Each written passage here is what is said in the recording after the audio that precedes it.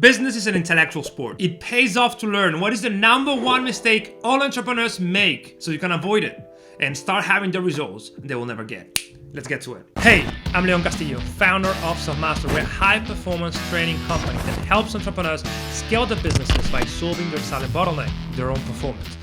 We transform the unproductive, overwhelming, and focused entrepreneurs into laser-focused business athletes that can achieve in one day what they previously achieved in 1 week. So today I want to talk about probably the most consistent mistake that I've seen throughout my careers when talking to entrepreneurs, right? So it doesn't really matter if you're someone who's been 3 decades in the game or just 3 months, they all do the same mistake regarding their mindset. And this is really something dangerous because it can trip you up to a point that you decide that it's just not worth pursuing, that your business is just not worth pursuing anymore because you're seeing your problems and your business difficulties from the wrong angle. And that mistake is equating your self-worth to your business outcome. In other words, having a variable opinion of your own self-worth depending on how good or bad are your business results. And that is a very dangerous road to walk. I've seen so many people get tripped up with this and end up jeopardizing their careers because they could not get out of the negative spiral that comes when you start thinking this way. And let me tell you a story about probably one of the best examples about this. One, a gentleman that we worked together a few years ago. He was on his 3rd startup. He had had success in the past with his previous 2 startups. Both were sold. One was okay sale, the other one was a good sale. And now he was in his 3rd attempt. He wasn't that young anymore and he was experienced. He was looked up as some sort of guru in his field. The problem came when at the end of the fiscal year, he realized that the growth he had forecasted, the business results that he thought his business were going to get were just not there. They had made a major mistake in the forecast and they were having 40% less results at the end of the year. Because he wasn't directly in charge of it, because he had someone he trusted take care of that. He was focused more on the PR and relationship and all that stuff. He just didn't pay enough attention to that. And when the surprise came, then he was totally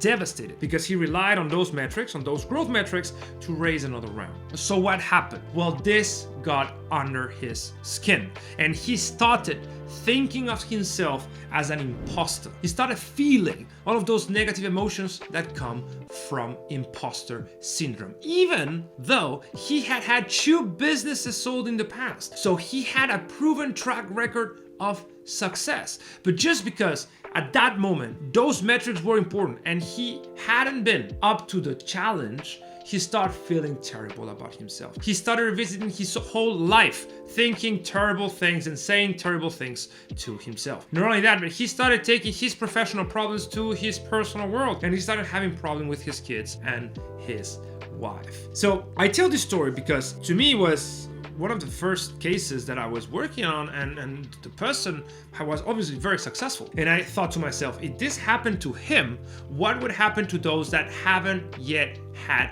their breakthrough? This really is something that is underlying the psyche of most entrepreneurs. So how did we manage this situation? Well, by focusing his attention in 3 specific mental models that I believe help him reverse the understanding of the situation, alter his perspective, and start making progress again. Now, before we share what are these 3 mental models, remember to like, subscribe, and hit the bell so you never miss out on any juicy videos I release every week to help people like you scale their business by accelerating your performance. So the number one thing is, of course, process over outcome. As you probably have heard before, we do not have control over the outcomes we get. We only have control over the processes that we follow and the system, the machine that we create to try to get the outcomes we want. So if we focus on the outcomes excessively, we are going to miss the forest for the trees and we're going to start getting all of those negative emotions if things don't go as well. Which is why we always say never judge yourself for your results. Judge yourself for your performance.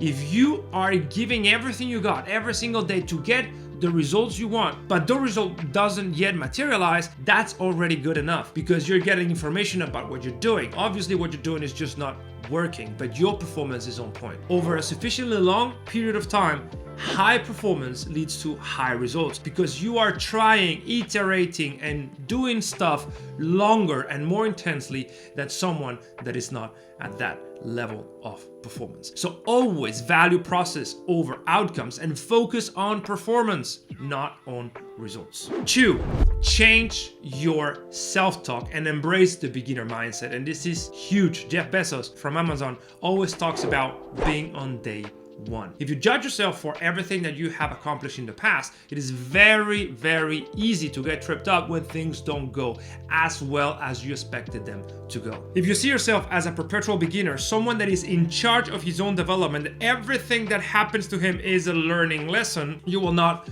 waste time self-lamenting, and you will grow faster. Because constant self-criticism is a negative feedback loop, right? Bad performance leads to bad criticisms, which leads to more doubt, which leads to lower performance, which in turn leads to worse self-criticism. So it is adamantly important that you never engage in negative self-criticism by thinking that you should have known better, that you should have gotten other results, that you are already old enough or experienced enough or mature enough to have known better. Always see yourself as a beginner and stay and approach every problem from the perspective of a beginner. And number 3, and this is massive, is learn to see yourself from a slightly detached perspective. Do not identify with your thoughts and your emotions and your behavior. Identify with the person that can see itself from external perspective, because that's when you start making the necessary adjustments to your thoughts, your emotions, and your behavior in order to go where you want to go. If you get too emotional, if you get too identified with the things you think, the emotions you feel, the behaviors you do, you will never find the perspective that is needed to correct them. And same goes with your business. If you feel your business is an extension of yourself, then you're too emotionally involved and you're not gonna make the necessary changes to improve it. So first, value process over outcome. You can only control the process and the system and machine that you create to get the outcomes you want. Those outcomes cannot be controlled. If you do the process and the system well, you'll get the outcomes eventually. 2, embrace a beginner mindset. You cannot know everything. Mastery of a subject takes decades. So do not expect to be right every time. Do not rely on past successes to expect future wins. That's not how life works. Life has always a way of surprising us. And 3rd, learn to see yourself from a slightly detached perspective. Think of yourself as someone that can be optimized, tweaked, iterated, just as the processes that you create in your business. If you're having this bad habit, this is how you eliminate it. If every time you're forced with this situation, that's a negative emotion that comes up, learn to deal with that emotion.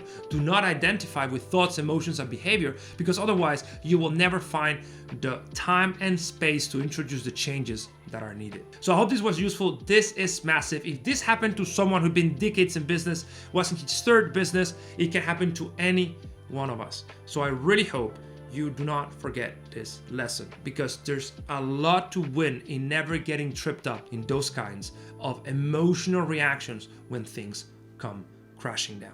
See you in the next video.